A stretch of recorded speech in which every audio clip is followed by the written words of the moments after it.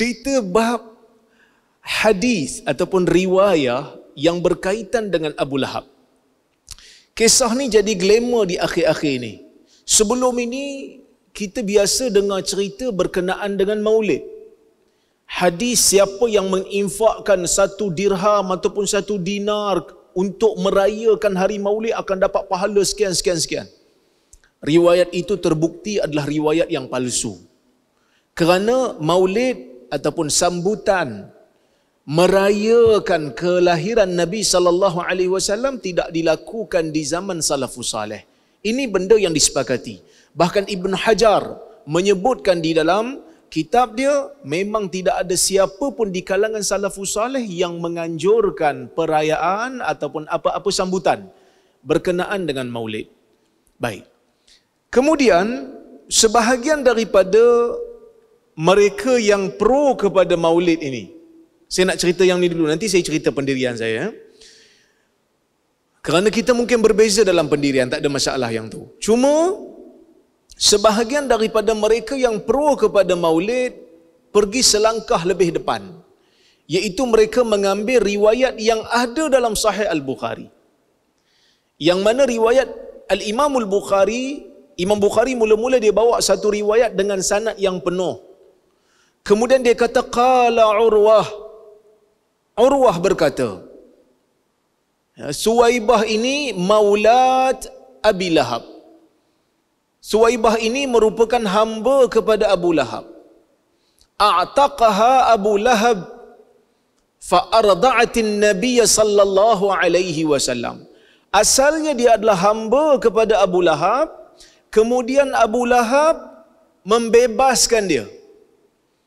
Abu Lahab membebaskan dia, lalu dia pun menyusukan Nabi sallallahu alaihi wasallam. Dia jadi ibu susu kepada Nabi sallallahu alaihi wasallam.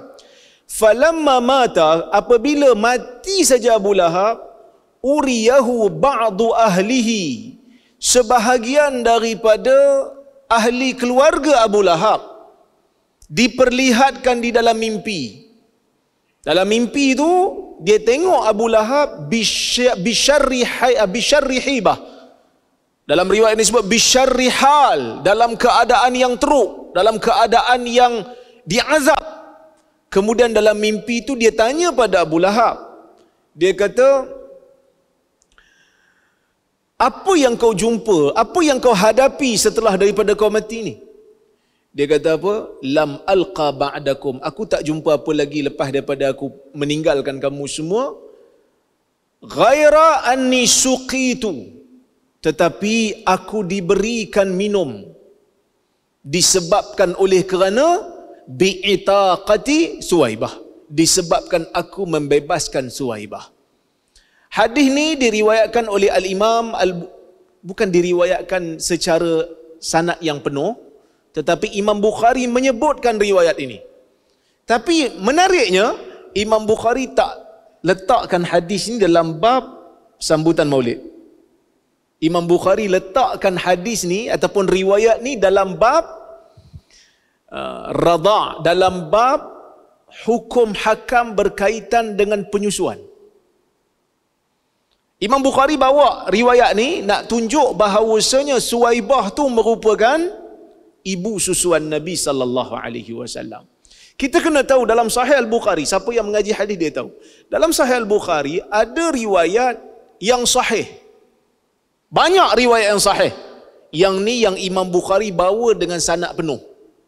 Sanad bersambung daripada Bukhari sampai kepada Nabi SAW. Yang ni kita panggil Sahih Bukhari. Dalam Sahih Bukhari ada yang dipanggil sebagai riwayat mu'allaq. Apa itu riwayat mu'allaq? Riwayat yang Imam Bukhari potong sanad dia. Yang ni ada yang sahih, ada yang tak sahih. Pasal apa Imam Bukhari bawa kan? Imam Bukhari bawa kadang-kadang nak jadikan ia sebagai tajuk bab dalam sahih dia. Kadang-kadang nak menunjukkan perbezaan riwayat yang berlaku antara yang sahih dengan yang tak sahih. Kadang-kadang dia bawa sebagai sokongan, seperti mana yang ni. Cuma yang ni dia bukan mu'allaq. Hadis ni sebenarnya, walaupun ada sebahagian ustaz selebriti kata hadis sahih riwayat Bukhari, sebenarnya riwayat ni riwayat yang tergantung. Riwayat bukan tergantung, riwayat yang terputus sanad. Kerana sanad dia sanad yang mursal. Kenapa mursal? Kerana ia datang daripada jalur Urwah. Siapa Urwah? Urwah ibnu Zubair meriwayatkan cerita tentang Suwaibah, sedangkan Urwah tu bukan sahabat Nabi SAW. Urwah adalah tabi'i. Dia tak pernah jumpa Nabi SAW. Jadi bila tak pernah jumpa Nabi, dia cerita sesuatu yang berlaku tentang Nabi SAW sebelum daripada kelahiran Nabi. Waktu Nabi dah jadi Nabi pun dia tak jumpa Nabi. Apatah lagi waktu Nabi lahir, lagilah dia tak jumpa Nabi. Sebab ni cerita Nabi menyusu dengan Suwaibah, maka lagilah dia tak pernah jumpa. Maka riwayat ni sebenarnya riwayat yang terputus sanad. Jadi bila terputus sanad, riwayat ni sebenarnya tidak sahih. Walaupun disebutkan oleh Al-Imamul Bukhari. Dah kenapa Imam Bukhari bawakan? Imam Bukhari bawakan berkemungkinan dia nak memberikan sokongan kepada riwayat yang dia bawa dalam bab itu, yang berkaitan dengan radha'ah, yang berkaitan dengan sabitan mahram disebabkan susuan. Itu sebenarnya Imam Bukhari bawa riwayat ni. Jadi nak dijadikan hujah tak bolehlah. Kalaulah riwayat ni sahih sekalipun, ia adalah mimpi. Mimpi hujah ke tuan-tuan? Mimpi bukan hujah. Mimpi memberikan isyarat untuk urusan peribadi, okey. Kan kalau kita dalam urusan peribadi kita nak pilih yang ni ke yang ni dalam urusan dunia, tak ada masalah. Tapi dalam bab hukum hakam agama tak boleh jadi sebagai satu sandaran. Sebab apa? Sebab mimpi ni, dia mimpi belum tentu mimpi itu betul ataupun tidak. Boleh jadi nukilan mimpi tersilap. Jadi siapa nak pergi verify? Siapa nak pergi sahkan? Tak ada siapa yang boleh sahkan, kerana mimpi ni orang tak boleh alami melainkan kita seorang. Dan kita pun tak boleh repeat mimpi. Tuan-tuan pernah tak mimpi? Suatu hari mimpi best punya. Tengah syok nak mimpi tu tiba-tiba terjaga. Kita pun kata, aduh spoil betul lah mimpi, boleh berhenti pula. Tidur balik lah kalau boleh sambung. Dia tak sambung dah. Mimpi dia tak ada episod. Dia pergi mimpi lain pula. Betul tak? Maka mimpi tak boleh nak jadi hujah. Kerana orang tak boleh semak. Dan siapa yang bermimpi itu? Dalam riwayat Bukhari pun tak sebut. Siapa yang mimpi? Tak sebut. Uriyahu ba'du ahlihi. Sebahagian daripada ahli keluarga Abu Lahab yang bermimpi. Cuma adalah sebahagian ulama seperti As-Suhaili dalam kitab dia Ar-Rawdul Unuf, disebut yang bermimpi itu adalah Al-Abbas. Al-Abbas bapa saudara Nabi SAW. Tetapi dari sudut riwayat saya tak jumpa yang jelas yang bersanad mengatakan Al-Abbas itu yang bermimpi. Ya, saya tak jumpa. Disebutkan juga oleh Ibn Dihyah mengatakan yang bermimpi itu adalah Al-Abbas. Bahkan kalau Al-Abbas mimpi sekalipun, ia bukanlah satu hujah. Kerana pandangan sahabat yang bukan mimpi pun ulama still berbeza pendapat. Qaulus sahabi ni hujah ataupun tidak. Apatah lagi mimpi sahabat. Itu yang kedua. Yang ketiganya, Ibnu Hajar menyebutkan dalam kitab dia Fathul Bari, ulama sirah sendiri berbeza pendapat. Bila masa Abu Lahab membebaskan Suwaibah? Kerana sebahagian daripada orang yang menggunakan riwayat ni, mereka kata Abu Lahab happy disebabkan oleh kerana Nabi lahir, maka dia bebaskan Suwaibah. Lalu disebabkan itulah dia diberikan keringanan azab. Tapi sebenarnya itu bukanlah satu pendapat yang disepakati oleh semua ulama sirah. Ibn Abdul Bar antara yang menyebutkan, Ibn Hajar antara yang menyebutkan bahawasanya Abu Lahab membebaskan Suwaibah lama selepas daripada Suwaibah menyusukan Nabi SAW. Maksudnya bukan lahir-lahir itu dia bebaskan. Kalau kita tengok dalam riwayat ni juga, sebenarnya yang menyebabkan Abu Lahab itu diringankan azab bukan semata-mata bergembira, tetapi disebabkan dia membebaskan tu.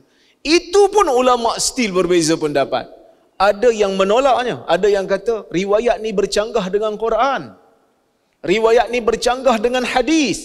Kerana ada hadis yang lebih sahih dalam sahih Muslim daripada Aisyah radhiyallahu anha, yang mana Aisyah mengatakan, dia kata, ya Rasulullah, Ibnu Jad'an kana fil jahiliyah yasilur rahim wa yut'imul miskin, fahal hadha nafi'uh?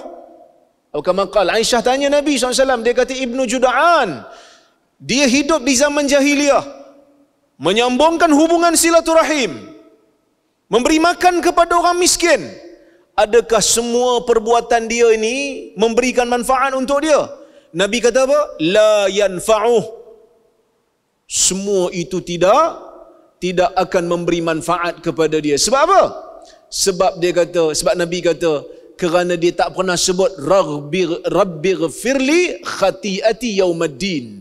Dia tak pernah ucap walaupun sekali, wahai Tuhan, ampunkan segala kesilapanku, ampunkan segala dosaku pada hari kiamat nanti. Maksudnya dia tak ada iman. Sebab tu dalam Quran sebut wala yukhaffafu anhum min azabiha. Di antara azab, di antara balasan orang kafir ni naru jahannam. Naru jahannam, akan diberikan neraka jahannam. La yuqda alaihim fayamutu. Mereka tidak akan dimatikan. Mereka tak akan mati dalam neraka. Wala yukhaffafu anhum min azabiha. Dan mereka tidak akan diringankan azabnya. Jadi sebahagian ulama tolak. Dia kata riwayat ni mana mungkin? Tak mungkin. Yang kita kata boleh diringankan azab ni kalau datang riwayat yang sahih. Seperti mana Abu Talib. Ini riwayat yang tak sahih, dia kata. Maka tak mungkin. Tapi ada juga yang menerimanya, yang mengatakan berkemungkinan disebabkan oleh kerana amal saleh yang mereka lakukan memang betul-betul kerana Allah. Walaupun mereka tidak ada iman, mungkin Allah Ta'ala akan ringankan sikit. Bukan lepaskan terus daripada neraka, tapi hanya ringankan sedikit. Seperti mana yang disebutkan oleh Ibn Hajar, dinukilkan, yang disebutkan juga oleh Al-Imamul Baihaqi, berkemungkinan diringankan sedikit saja. Cuma saya nak bagi tahu, tuan-tuan dan puan-puan rahmati Allah sekalian, riwayat ni ada dalam Sahih Bukhari ribuan tahun. Tetapi tidak ada ulama di zaman-zaman yang awal menggunakan riwayat ni untuk mengatakan sambutan Maulid ini menyebabkan kita mendapat pahala yang agung, mendapat pahala yang sangat besar kerana menggunakan riwayat ni, melainkan hanyalah ulama-ulama yang terkemudian sahaja. Jadi saya nak kata, sesiapa yang tidak menerima riwayat ni untuk menyambut Maulid, tidaklah dia menolak Sahih Bukhari. Itu je saya punya point. Kan? Bukan saya nak kata sambutan Maulid ni siapa buat kira masuk neraka tu, dah. Nanti saya akan hurai kemudian. Cuma saya nak kata, kadang-kadang ada orang, dia dah jumpa riwayat ni, dia tak pergi tengok pun dalam Sahih Bukhari. Dia tak pergi tengok pun. Dia cuma kata, ni macam mana? Kau kata pakai sunnah.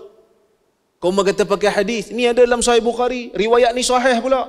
Kan? Sebab ada ustaz selebriti duk baca dan dia pun kata sahih. Kita kata nanti dulu. Kerana riwayat ni walaupun ada dalam Sahih Al-Bukhari, tetapi darjatnya tidak sahih. Wallahu ta'ala a'lam bissawab.